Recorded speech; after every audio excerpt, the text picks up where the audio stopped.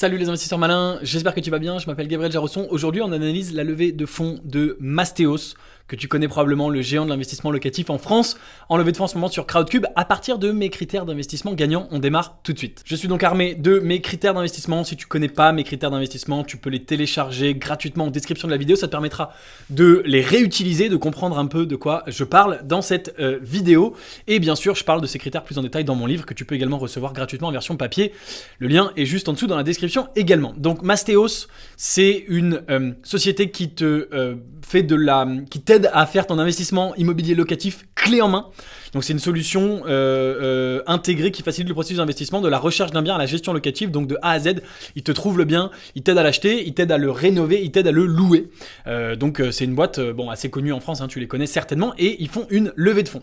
Alors c'est une boîte qui cartonne, on va pas se mentir. Par contre, c'est une boîte qui lève sur une valorisation à 154 millions d'euros, donc on n'est clairement pas sur une petite start-up, une petite levée de fonds. Le potentiel de gain, le potentiel de multiple, il est faible, parce que si tu veux faire x10, il faut que la boîte vale 1,4 milliard. Aujourd'hui, elle vale 150 millions, donc il faut qu'elle vale 1,4 milliard si tu veux faire x10 sur ton investissement. Donc c'est surtout ça qu'on va regarder. Alors, si on prend les critères, qu'est-ce qu'on peut dire très très rapidement, enfin dès le départ? Évidemment, il y a un marché absolument génial. Ils savent comment monétiser puisque ils prennent une commission, on va revenir dessus. Est-ce que c'est scalable? On va se poser la question. Je crois pas. L'attraction, elle est énorme, on va en reparler. Quel est leur avantage injuste? Et la valorisation. Donc voilà un petit peu ce qu'on va regarder. Qu'est-ce qu'on peut voir? Donc comment ils monétisent? Ils prennent une commission sur chaque vente. Donc chaque vente, ça ça fait intervenir un chasseur qui t'a trouvé l'appartement. Ça fait également intervenir des travaux et quelqu'un qui va le gérer. Et donc sur la vente, ils sont pas scalables puisque pour chaque appartement vendu, il faut tout simplement un chasseur qui l'a trouvé, il faut trouver un client, etc., etc. Et c'est vraiment manuel. Chaque appartement, c'est fait à la main. Donc ça, c'est pas scalable. Mais il y a une deuxième partie qui, elle, est scalable.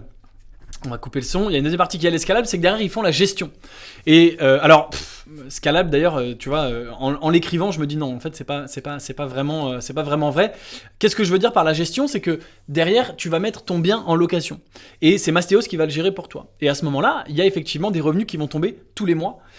Et dans ma tête, j'allais dire, il y a des revenus qui tombent tous les mois sans rien faire, puisque c'est un pourcentage du loyer de la personne qui occupe l'appartement. Mais en fait, c'est pas sans rien faire. Si tu as déjà géré un bien immobilier, tu sais que gérer un bien immobilier, c'est pas sans rien faire, qu'il y a du travail et que donc, à nouveau, sur cette deuxième partie qui paraît plus scalable, on est quand même sur du travail humain qui doit être effectué.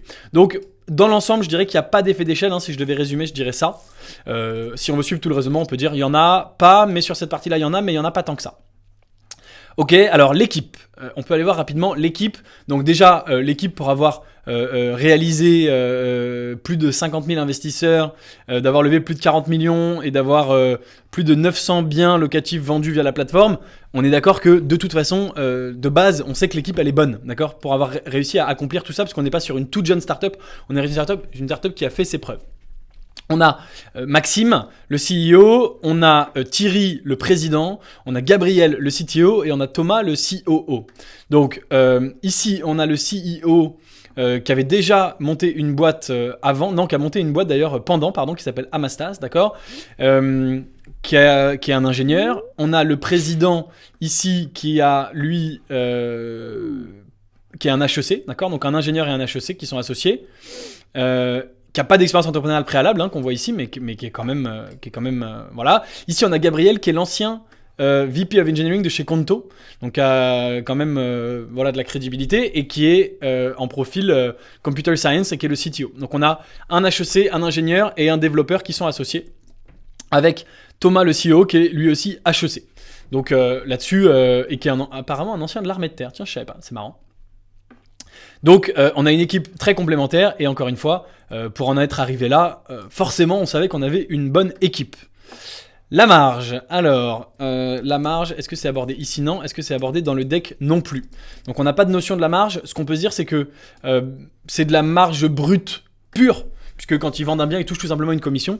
Et après, bien sûr, il faut payer leurs frais de fonctionnement, et notamment le chasseur qui leur a trouvé, le bien. La marge doit être du coup variable en fonction du temps que la personne a mis à vendre l'appartement qu'il avait trouvé. Donc ça doit être parfois inférieur à 50%, parfois supérieur. Mais dans ce genre de business, on peut éventuellement dire que la marge va être bonne. On peut présupposer que la marge va être bonne. Il nous reste l'avantage injuste et la valorisation. Alors déjà, la valorisation, j'ai été chercher, donc on a 154 millions. Quels sont les revenus? Et en fait, ici, si on regarde le deck que tu peux télécharger directement sur Crowdcube, on a les revenus de 2022 qui apparaissent ici. Et donc, ils ont été multipliés par 10 entre 2020 et 2022. 2020, ils faisaient 10 fois moins, 2022, ils font 10 fois plus. Et donc, si tu calcules la valorisation par rapport aux revenus, ici, on est sur 7,7 fois les revenus.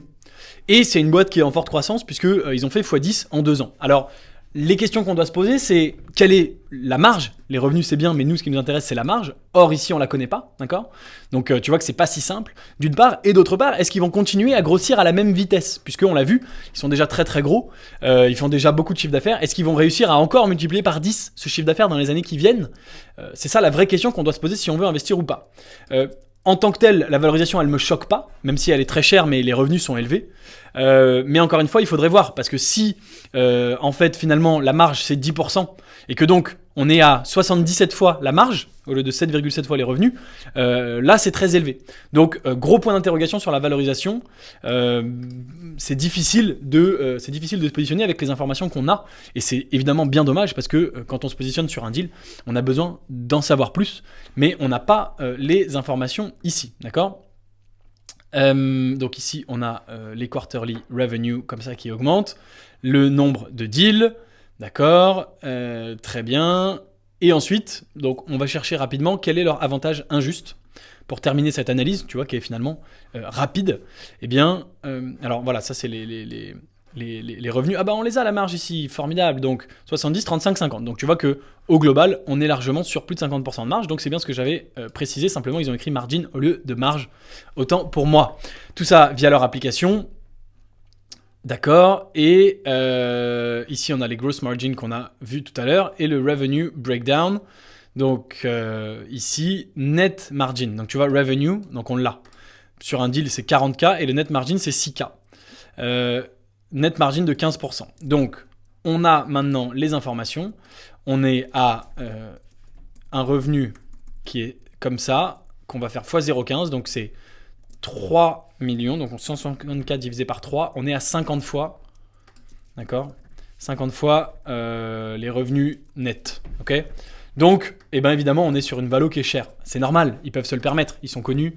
Tout le monde veut investir dans cette boîte parce que tout le monde l'utilise et dit c'est génial, ça se développe vite. Maintenant, voilà, tu vois qu'investir à 50 fois les revenus, bah forcément, c'est les revenus nets, c'est évidemment très cher. Encore une fois, d'autant plus parce que, comme je te l'ai dit, on est déjà à une valeur très chère. Si tu veux faire x10 sur ton investissement, il faut que la boîte vale 1,54 milliard, pardon. Ce qui est possible, hein, mais ce qui est évidemment pas facile à obtenir. Voilà, donc, alors leur avantage injuste, c'est bien sûr leur présence sur le terrain et leur marque, ils sont très très très connus. Numéro 1, most followed rental investment company in the world, 132 000 total followers, donc ça c'est voilà, un avantage injuste. Et puis ils ont un réseau, hein, ils sont capables de sourcer des deals partout.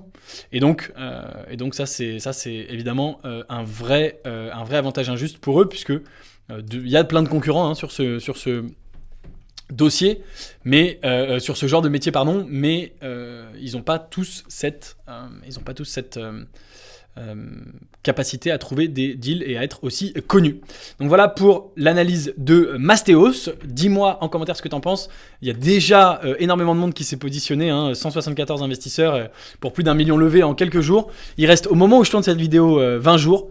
Et voilà, dis-moi en commentaire ce que tu en penses. Et j'espère que cette vidéo a pu t'aider pour ta décision d'investissement et te donner quelques lumières. Donc n'oublie pas, si tu veux te servir de mes critères pour tes prochaines analyses, tu peux les télécharger.